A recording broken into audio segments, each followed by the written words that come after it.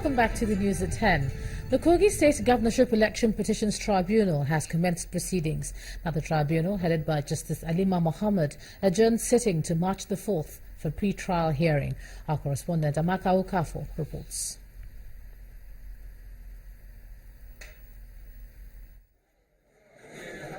Counsels to the various parties in the Kogi State Governorship Election Petition Tribunal at the first pre-trial hearing of the tribunal.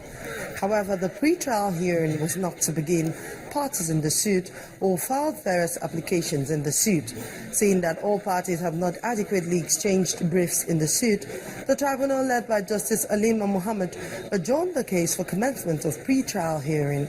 In his petition, the deputy governorship candidate of the All Progressive Congress in the elections, Representative James Faleke, is asking the tribunal to declare him as governor.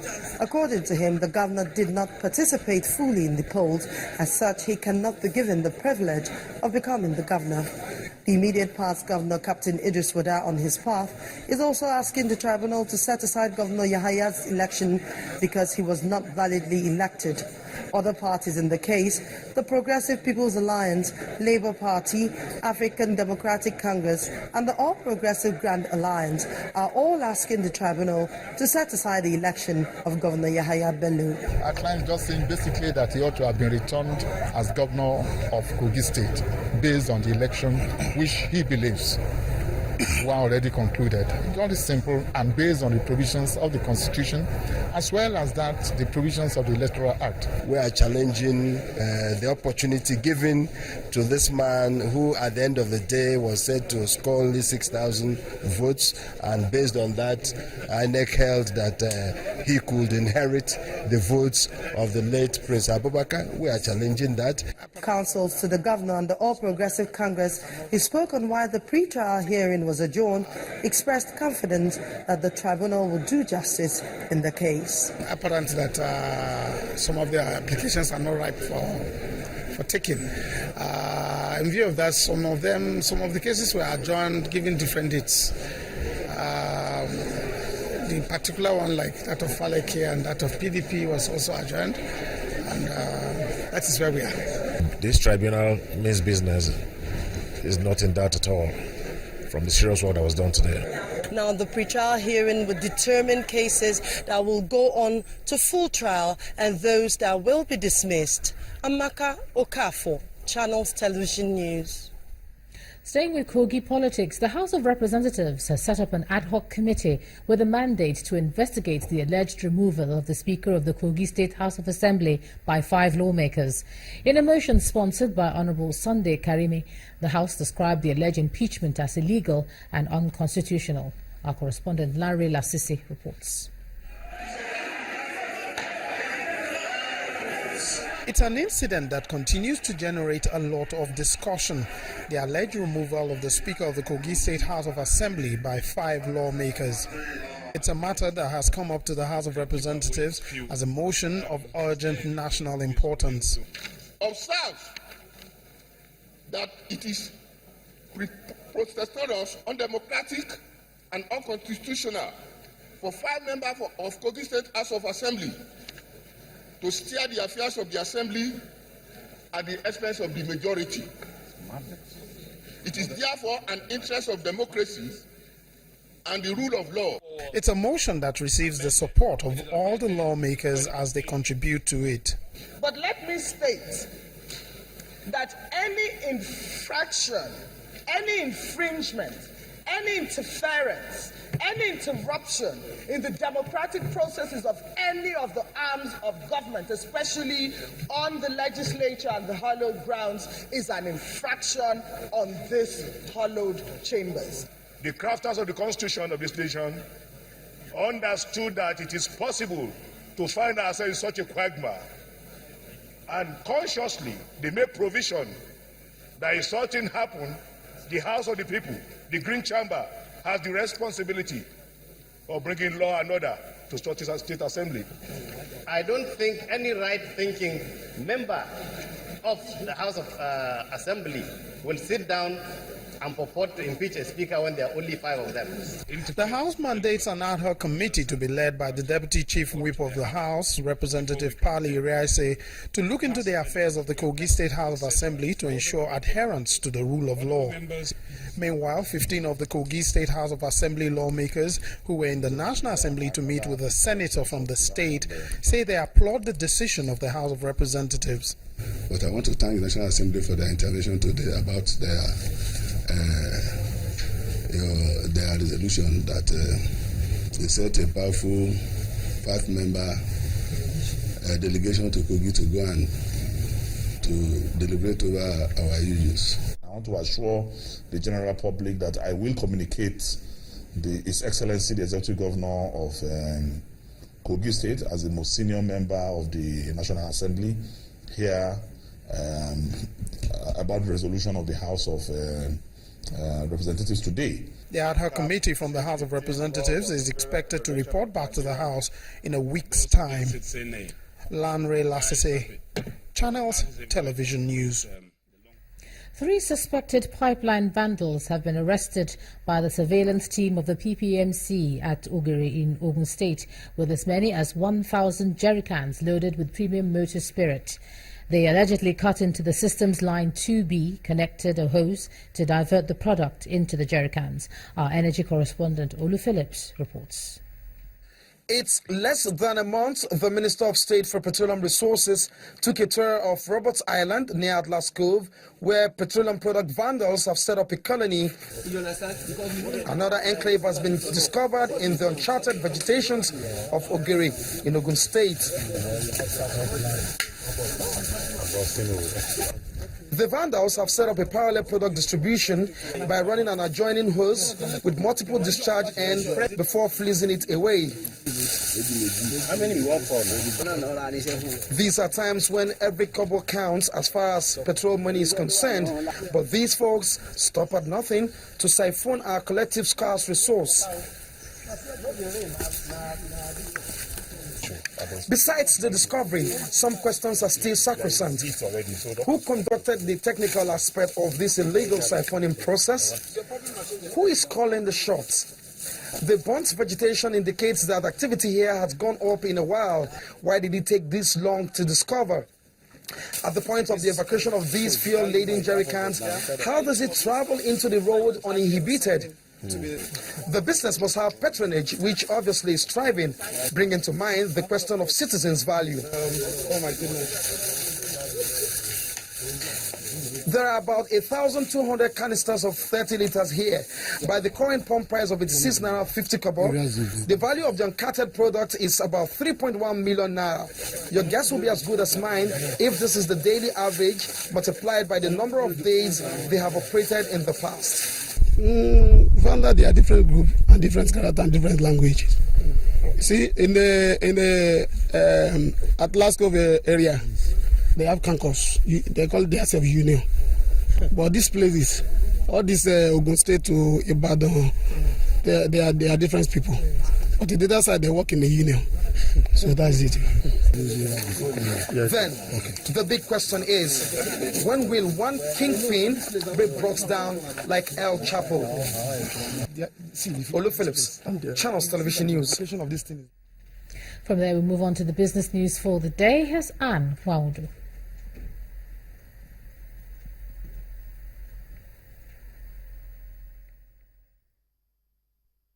You first. First Bank.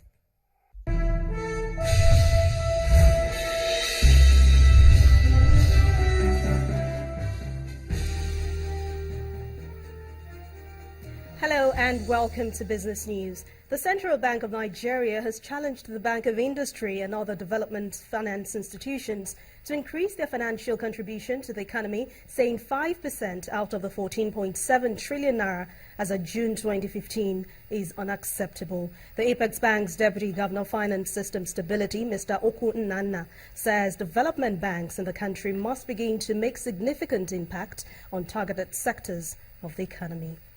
Yes. This is the first in series of biannual fora for development finance institutions such as the Federal Mortgage Bank, Bank of Industry and the Bank of Agriculture at the instance of the Central Bank of Nigeria. This is a consultative platform to generate creative and innovative ideas to persistently tackle issues in Nigeria's financial subsector. With the nation's economic and developmental challenge, especially the dwindling foreign reserves, the central bank says 5% contribution by the institutions to the over 14 trillion credit to the economy in 2015 is unacceptable. The government resources have been the main source of long-term funds for these institutions, which is not sustainable. As at 30th June 2015, out of a total credit of 14.7 trillion naira granted to the economy, DFIs contributed just 760.8 billion. But for the development finance institutions to be equipped to access the capital market for funds to finance critical sectors of the economy, the Apex Bank has introduced a set of regulatory guidelines. The CBN issued the regulatory and supervisory guidelines for development finance institutions in Nigeria in 2015, which, among others, provide a level playing field for participants in the subsector. A key provision of the guideline is the introduction of licensing requirement for all DFIs operating in Nigeria, which is in line with international best practice. This has become imperative as cross-border fund providers are increasingly interested in the quality of supervision of prospective borrower. Financial institutions are expected to expose before doing business with them. Some challenges the Apex Bank says must also be tackled in the development real sector are high levels of non-performing loans, weak risk management, and political interference. Omelogo Nadi, Channels Television News. Chairman of Capital Oil, Mr. Ifeanyi Ubah, has been proffering suggestions on how to reduce the dominance of the dollar over the naira. Speaking at a press conference today in Abuja, he commended President Muhammadu Buhari for not succumbing to the pressures to devalue the naira. So the press needs to ask the question. It is a $1 billion question.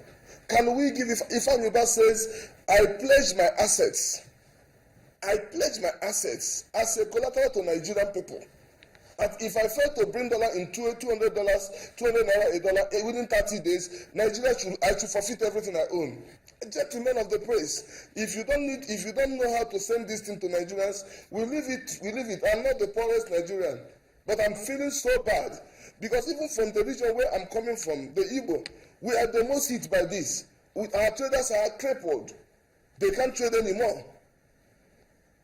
Nobody, no business can be measured with the inflation deficiency today. If you look at dollar today, nothing has gone 100% above the price it used to be sold, while dollar has gone above 100%. Meanwhile, the naira strengthened against the US dollar at the parallel market for the second consecutive day by 3% to 364 naira. The official rate remains unchanged at 197 naira. The naira has been taking a beating from the fall in global oil prices since mid-2014, and it has remained at the central bank's pegged rate of 199 to $1 at the interbank market. President Muhammadu Buhari has approved the appointment of a new National Stakeholders Working Group or Governing Board for the Nigeria Extractive Transparency Initiative. And this is according to a statement signed by the Director, Press and the Office of the Secretary to the Government of the Federation, Mr. Bolaji Adebiyi. The new governing board, headed by the Minister of Solid Minerals Development, Dr. Kayode Fayemi, is a 14-member team which will be inaugurated in due course.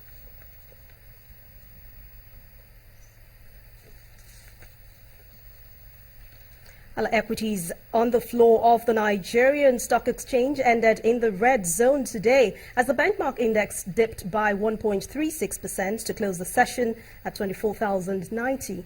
0.98. Bolaji Akinwale tells us more.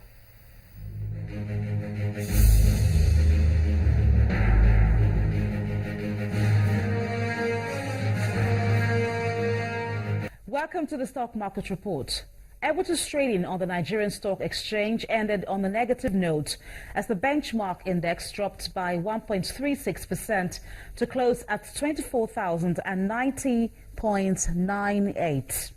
The volume recorded for the day stood at 201.7 million shares, valued at 1.2 billion naira, and traded in 2,559 deals. On the gainers table, WAPCO led, closing at 84 naira 52 kobo. It came ahead of 7-Up and Nigeria Brewers. On the decliners table, Dangote Cement led, closing at 133 naira. It was followed by Mobil with 149 naira and ETI with 15 naira. On the top trades chart, FBN Holding pulled the highest volume at 66.6 million units, coming ahead of Beko Petroleum and Guaranty Trust Bank. That is on the Stock Market Report. I am Bolaji Akinwale. Thanks a lot, Bolaji. Well, major markets across the globe also ended in the red. Let's take a look at some of those figures.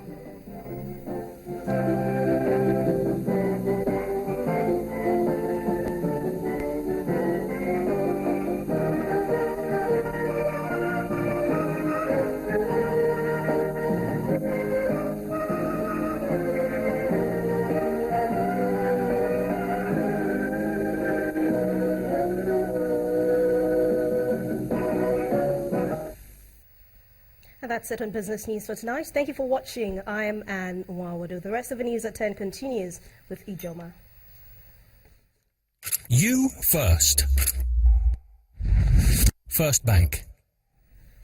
Still ahead on the news at 10, Nigeria Olympic Committee raises alarm over the country's preparations for this year's Olympic Games in Rio, Brazil. And that will be on sports. Do stay with us.